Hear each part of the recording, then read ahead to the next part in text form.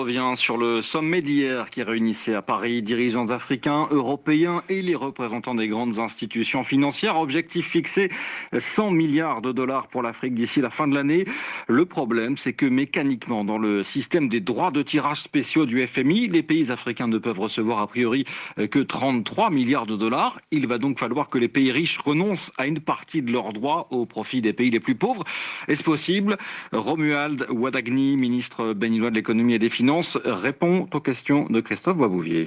Romuald Wadagni, bonjour. Bonjour. Les participants au sommet de Paris ont exprimé le souhait que le Fonds monétaire international débloque quelques 100 milliards de dollars pour l'Afrique sous forme de droits de tirage spéciaux. Mais est-ce que ce n'est pas un vœu pieux? Non, pour nous, il ne s'agit pas d'un vœu pieux parce qu'en réalité, cette proposition d'avoir des ressources nouvelles est celle que le Bénin, par la voix du président Patrice Talon, a défendue dès avril 2020 lorsqu'il a envoyé une note à l'ensemble des dirigeants du G20 ainsi qu'aux dirigeants des institutions internationales telles que le FMI, proposant 3 solutions dont la première étant l'utilisation des DTS pour fournir des ressources nouvelles à nos pays. Je rappelle également que le Fonds monétaire estime que les besoins d'urgence pour l'Afrique d'ici 2025 s'élèvent à quelques 285 milliards de dollars. Donc, espérer 100 milliards sur un besoin de 285 n'est pas un vœu pieux, puisque nous savons très bien que le montant prévu à être débloqué au titre des DTS aujourd'hui est de l'ordre de 650 milliards. Oui, mais il faut tout de même que les pays riches, qui ont ces droits de tirage spéciaux en priorité, renoncent à leur quote-part et acceptent de les réallouer à des pays africains, par exemple. Mais c'est là tout l'intérêt de la solidarité mondiale. Vous savez, la solidarité internationale se manifeste aujourd'hui par la capacité de certains pays de pouvoir donner leur quota de DTS à d'autres pays. Oui, mais ce n'est pas gagné, monsieur le ministre. La France a dit oui, mais les États-Unis n'ont pas encore dit oui, loin de là.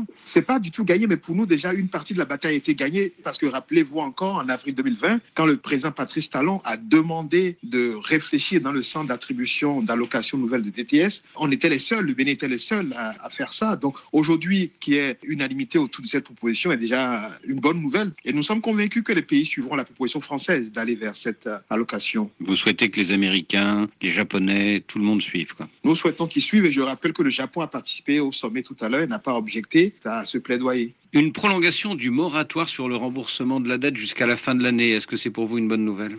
Nous sommes fidèles à notre position et je me réjouis que la déclaration finale que vous avez certainement reçue ne parle ni d'annulation de dette ni de moratoire. Nous considérons que les questions de dette pour des pays qui ont des situations particulières doivent se traiter au cas par cas. Mais s'agissant de solutions pour l'Afrique en général, il y a des solutions que nous considérons qu'il faut privilégier, c'est celle de l'allocation de DTS. Donc pour le Bénin, un moratoire sur le remboursement de la dette, ce n'est pas une priorité, c'est ça? Non, pour le Bénin, le moratoire de la dette n'est pas une priorité, non. Et pourquoi? Parce que vous souhaitez pouvoir être toujours crédible aux yeux des institutions financières qui peuvent prêter de l'argent? Notre logique a été toujours de dire que quand on a durement acquis une crédibilité sur la place des marchés, en période de crise, le premier réflexe, c'est de s'assurer d'avoir les capacités d'honorer ses engagements. Et donc, toutes les solutions qui permettent au pays d'avoir des ressources nouvelles pour honorer les engagements doivent être privilégiées. C'est pour ça que nous nous réjouissons donc de l'initiative d'émission de DTS. Cela dit, il y a des pays qui ont des situations particulières et qui nécessitent de s'asseoir avec les prêteurs, les bailleurs, pour renégocier, rééchelonner les dettes. Et ces situations peuvent exister et nul ne saurait s'opposer à ces situations. Mais par principe, s'il est possible de trouver des solutions pour avoir de la trésorerie nouvelle et être en mesure de toujours honorer ses engagements, il est préférable de partir dans cette direction parce que c'est la direction qui permet de préserver la signature, la crédibilité et la capacité à retourner sur les marchés. C'était hier sur RFI, le ministre français de l'économie, Bruno Le Maire, a eu cette phrase.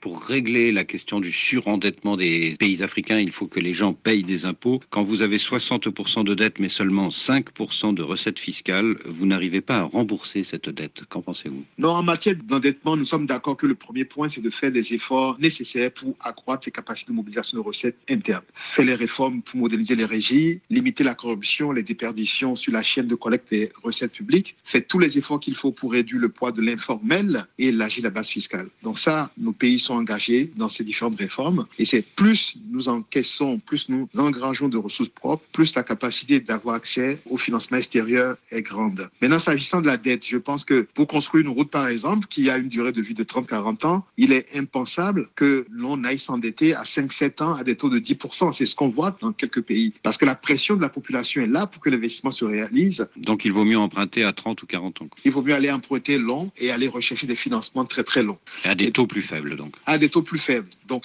vous avez beau avoir un investissement qui est nécessaire pour la population, si vous financez mal cet investissement, mais vous aurez une dette de mauvaise qualité et qui pourrait poser des problèmes de soutenabilité. Le deuxième élément qui est fondamental, c'est que j'arrive à mobiliser des ressources avec une cohérence entre la durée de l'investissement et du projet, mais j'ai une mauvaise gouvernance dans l'exécution du projet. Et donc, ça veut dire qu'il faut également continuer les efforts pour plus de transparence dans les procédures de passation de marché et dans toute la gouvernance qui entoure l'exécution des projets financés par les ressources. Il ne faut pas que le projet coûte 2 fois plus cher que prévu, quoi. Absolument. Monsieur le ministre, merci. Romuald Wadagni, interrogé par Christophe Boisbouvier.